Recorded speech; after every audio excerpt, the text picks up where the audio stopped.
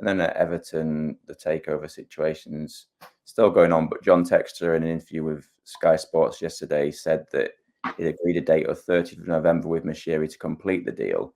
Do you think that's enough time, given the stuff that he has to do to get to that point?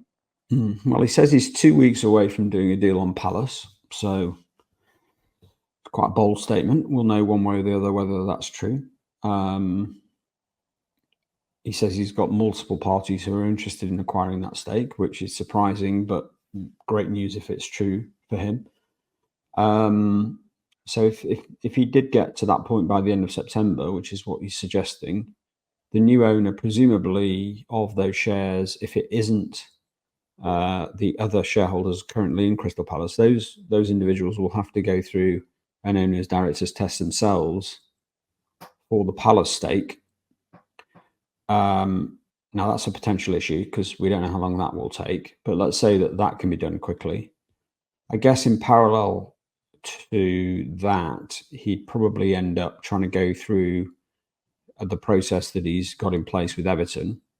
I assume he's already been cleared on the owners and directors test via Crystal Palace, but I think they still have to do it again. But you would think he would pass an owners directors test.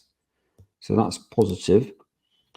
And then it's a question of what happens with all of the other wrinkles around the Everton situation. So it's not simply a case of buying the shares from Moshiri, which is what Texas talked about yesterday.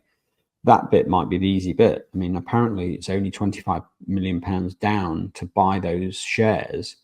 The big cost in relation to Everton is twofold. First of all, you've got the debt that they've already got there, which is sort of maybe £600 million and building all the time because a lot of the interest is rolling up, i.e. not paid as it becomes due, but added to the principal amount and as it gets bigger.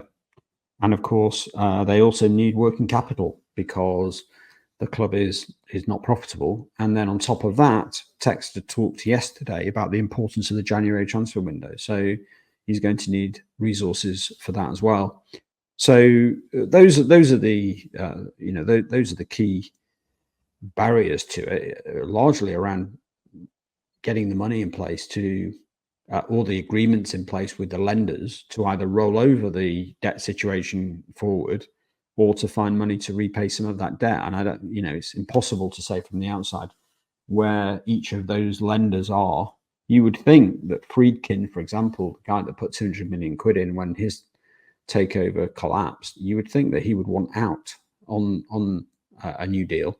You would not think that Friedkin, as owner of Roma, would want to be supporting a new buyer of Everton. I think that seems unlikely to me, but we don't know what the terms of that agreement are, or whether it would crystallise on a change of control of Everton. I suspect it would, in which case Textor would need to find the money to repay Friedkin.